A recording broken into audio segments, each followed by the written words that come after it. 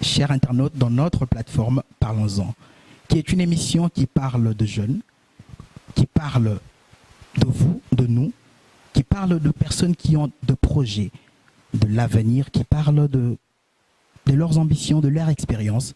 C'est une émission dans laquelle nous recevons différentes personnalités, de politiciens, des hommes de Dieu, des éducateurs. Nous recevons tous ce genre de personnes, nous le recevons. Pour aujourd'hui, nous avons reçu un homme de Dieu, un monsieur que j'aime bien personnellement, et je sais que vous l'aimez bien aussi. Bienvenue, monsieur Jérémy Kahambo. Merci. C'est pour moi un plaisir de vous recevoir chez nous dans Parlons-en. Honneur pour moi aussi. Comment vous allez? Je vais bien par la grâce de Dieu, merci. Monsieur Jérémy Kahambo, quand on parle de monsieur Jérémy Kahambo, on voit Yahweh Tchikenu. Pourquoi seulement Yahweh Tchikenu? Quand on parle de Jérémy Kahambo, on voit Yahweh Tchikenu. Merci pour la question d'abord. Oui. D'abord, premièrement, en Inde, Jérémy Kahambo, c'est un étudiant, comme tout autre jeune Africain qui est venu. Je suis arrivé en Inde depuis 2011. Je suis venu faire mon bachelor en management, lequel j'ai déjà terminé depuis l'année passée. J'ai fini ma licence en ressources humaines. Yahweh Tchikenu, c'est raccordé à Jérémy Kahambo, officiellement, c'est depuis 2013. Lors de la première activité que nous avons commencé, Yahweh Tchikenu, c'est une plateforme spirituelle, une structure qui fait partie du corps du Christ. C'est une mission prophétique dans laquelle nous venons, nous apportons la pensée de Dieu, nous apportons le message que le Seigneur nous a donné pour l'Église en ce temps de la fin et aussi pour réveiller la jeunesse, l'armée du temps de la fin. Bien effectivement, vous réveillez spirituellement nos jeunes, nos papas, en fait tout le monde, tous les chrétiens. Le corps du Christ, oui. Effectivement. Mais nous aimerions bien savoir, vous êtes pasteur, vous êtes prophète, vous êtes évangéliste. Qui êtes-vous réellement? Jérémy Kahambo est prophète de ministère. Prophète de ministère. Oui. Donc, ce serait mieux de vous appeler prophète. Prophète, enfant de Dieu, frère, c'est la même chose. mais c'est vraiment... que je sois fils de Dieu, c'est ce qui est important. C'est vraiment intéressant. Mais nous aimerions bien savoir, parce que vous êtes prophète, comment avez-vous reçu cette vision de pouvoir faire Yahweh Tchikenu, que vous appelez, c'est une mission? Comment vous avez reçu cette vision? Ça peut être un témoignage pour nous qui vous suivons et même nos internautes. Ça peut être très intéressant et un témoignage pour nous. Comment avez-vous reçu cette vision? Pour commencer, d'abord, j'ai rencontré Jésus-Christ, mon Seigneur, mon Sauveur. Je l'ai reçu dans ma vie comme mon maître, c'est en fin 2004. Et c'est en 2005 que le Seigneur m'a appelé à le servir. J'aimerais souligner une chose. Mes parents ne m'ont pas donné le nom de Jérémy à ma naissance. À ma naissance, mes parents m'ont donné le nom de Roni. Roni. Oui, R-O-G-N-Y. D'accord. C'est en 2005, lorsque le Seigneur m'a appelé, que le Seigneur m'a dit qu'on t'appellera Jérémy à cause du ministère. Et en 2008, j'ai répondu à l'appel. Si vous permettez, votre nom Jérémy est lié à votre vision. Est lié au ministère, oui, à l'appel de Dieu. Oui. Ok. Et en 2008, j'ai répondu officiellement à l'appel de Dieu. Il m'a appelé en 2005, mais j'ai répondu en 2008. Ah, donc c'est qui veut dire que pendant ce temps, vous étiez encore dans le monde avant de recevoir la vision, ou bien avant d'accepter l'appel. Au départ de ma conversion, on était bien zélés, mais après un certain moment, on était devenu un pied dedans, un pied dehors. Mais en 2008, on s'est saisi et j'ai commencé à servir Dieu depuis 2008. Et en 2011, précisément le 8 octobre 2011, l'Éternel m'est apparu pour me donner la vision de Yahweh Tchikenu et que je devais commencer l'année qui venait, c'est-à-dire en 2012. Il m'avait déjà donné le plan, comment ça allait se passer et quand est-ce que je devrais commencer. C'est en juin 2012, si ma mémoire ne me fait pas défaut, que j'ai réuni le premier noyau des personnes qui ont accepté de travailler avec moi dans cette vision. Et c'est en février 2013 qu'on a débuté la première activité de Yahweh Tchikenu en tant que mission prophétique. Vous avez reçu la vision en Inde, à Kinshasa. Où exactement avez-vous reçu la vision? Ici en Inde. Ici en Inde. Donc à Kinshasa, vous étiez toujours chrétien?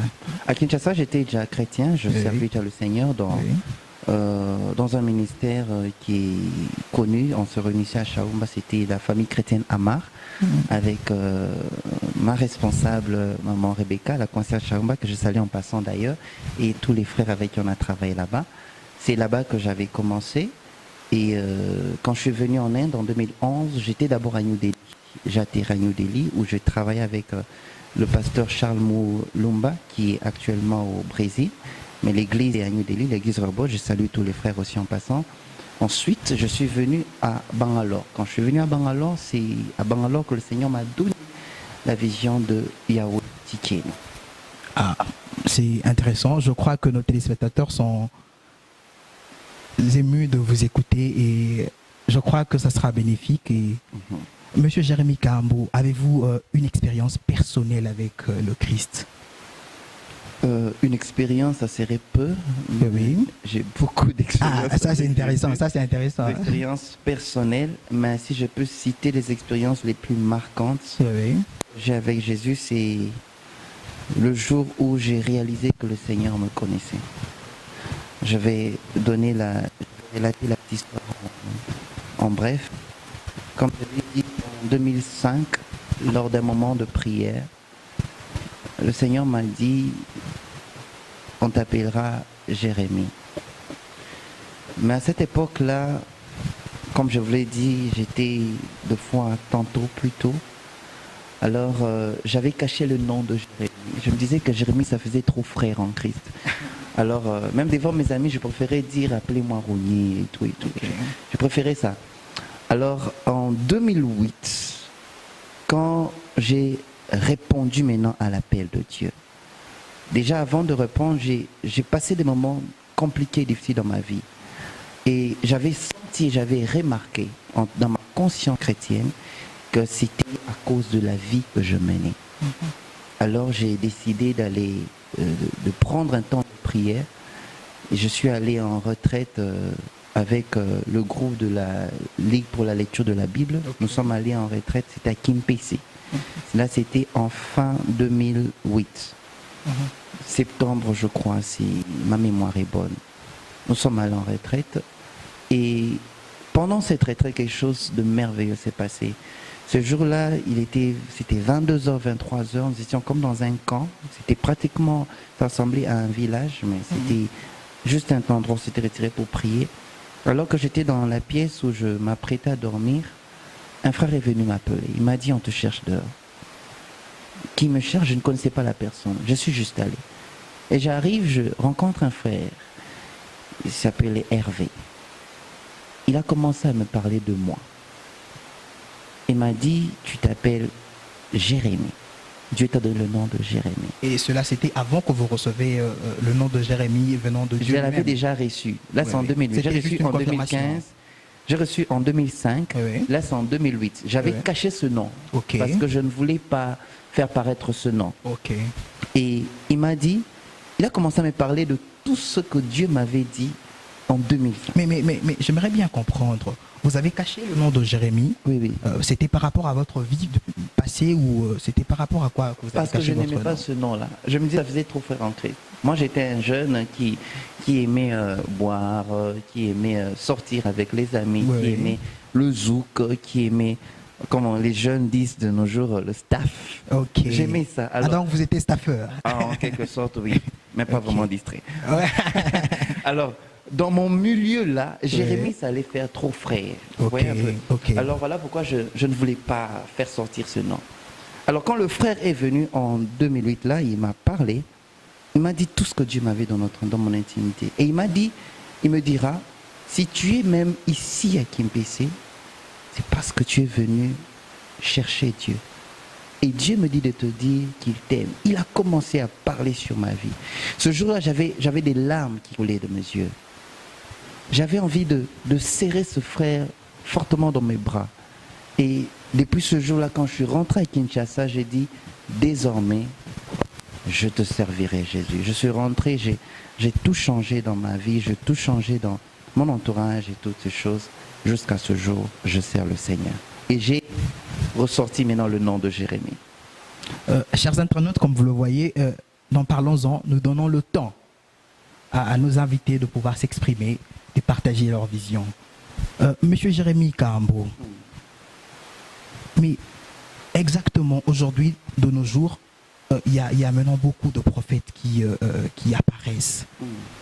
Mais nous aimerions bien comprendre, c'est parce que Dieu a dit au temps de la fin, il y aura beaucoup de prophètes, ou encore, ce sont ces prophètes que Dieu avait dit qui viendront accomplir la parole et qu'il y aura beaucoup de faux prophètes. Mais de quel côté vous penchez votre réflexion par rapport à ça?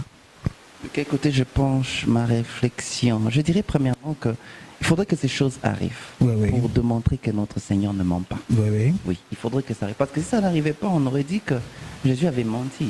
Il faudrait que ces choses arrivent, ça arrive. Et deuxièmement, je dirais que, bon, c'est vrai, il y a beaucoup de faux de nos jours, mais on reconnaît l'arbre par ses fruits. Et même la Bible dit que vous ne le reconnaîtrez pas, leurs fruits. Tous ceux qui peuvent paraître, j'aime bien donner cet exemple. On ne peut pas empêcher à qui que ce soit de s'appeler de par le nom qu'il veut. Un jeune garçon peut paraître aujourd'hui et dire « Appelez-moi ministre, appelez-moi ambassadeur, appelez-moi gouverneur, appelez-moi pasteur, appelez-moi évangéliste, appelez-moi prophète et toutes ces choses. » Ce n'est pas un problème. Le nom, ce n'est pas un problème. L'appellation n'est pas un problème. Ce n'est pas un problème. C'est le fruit que la personne porte. Laissez la personne s'appeler comme il veut. Mais en ce qui concerne l'œuvre de Dieu, l'appel de Dieu, j'aime bien donner cette illustration. On reconnaîtra qui est vraiment appelé, c'est devant Goliath. Mais ne pensez-vous pas que ces gens qui portent le nom de prophète ou d'évangéliste, ils font marcher le nom du Christ en mauvais sens? Et les gens en parlent mal. Aujourd'hui, les prophètes sont le plus critiqués aujourd'hui dans notre société aujourd'hui. Mais cela ne vous affecte pas personnellement? Oui, ça affecte, ça fait mal, surtout pour les âmes, les personnes qui les suivent, toutes ces personnes qui sont derrière eux, qui les prennent pour modèle, pour exemple, et tout ça. Ça fait mal, ça affecte. Mais la meilleure des choses à faire, c'est, si vous êtes dans la vérité, c'est de prêcher la vérité afin de permettre à ces âmes qui suivent les faux et ils ne savent pas que ce sont de faux d'ouvrir les yeux. Et plus grave encore, comme vous le dites, ces gens ne comprennent pas que ce sont de faux. Mais effectivement, c'est maintenant normal. Pourquoi? Parce que ces prophètes prennent le contrôle de tout. Ils dominent ces gens-là d'une certaine manière. Alors, ils empêchent aux enfants de Dieu, au peuple de Dieu, de pouvoir réfléchir. Bon, ne pas réfléchir, mais de pouvoir voir les choses d'un certain angle. Ne pensez-vous pas que c'est aussi la faute de ce prophète qui vient à nous? Comme je l'ai dit au départ, je l'ai dit tout à l'heure, il faudrait que ces choses arrivent. Parce que le Seigneur Jésus avait parlé. La Bible dit même qu'il serait même possible qu'à la fin des temps, il puisse même séduire les élus. Comprenez, ce sont des choses, c'est tout à fait normal que ça puisse arriver. Mais ce que je peux dire par rapport à ça, c'est que ceux qui sont vrais, que les vrais demeurent dans le vrai. Parce qu'on ne peut pas empêcher au faux de paraître. On ne peut pas empêcher à l'herbe sauvage de pousser même quand vous entretenez bien votre pelouse. On ne peut pas empêcher. Mais ce que l'on peut faire, c'est de continuer à entretenir, que le vrai reste dans le vrai, afin de permettre à ceux qui n'ont pas la connaissance d'avoir les yeux ouverts, d'avoir l'esprit, l'intelligence ouverte pour pouvoir s'échapper ou bien sortir du faux, comprendre ces choses. Mais en ce qui concerne les faux, les personnes qui induisent mal le peuple de Dieu, qui conduisent mal le peuple de Dieu, qui les induisent dans l'erreur et tout, la meilleure des choses à faire, c'est prier pour ces personnes-là. Et pour ces personnes-là, l'Éternel s'en chargera, l'Éternel s'occupera de autant de la fin. Merci, nous allons souffler un tout petit peu. Nous nous retrouvons juste après la pub.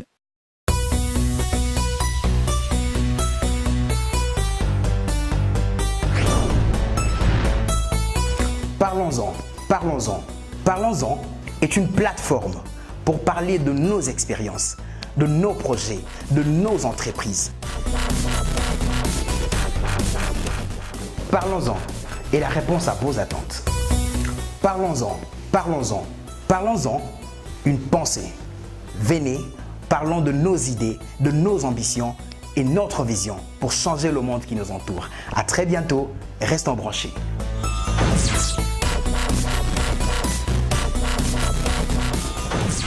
parlons-en, changeons le monde qui nous entoure.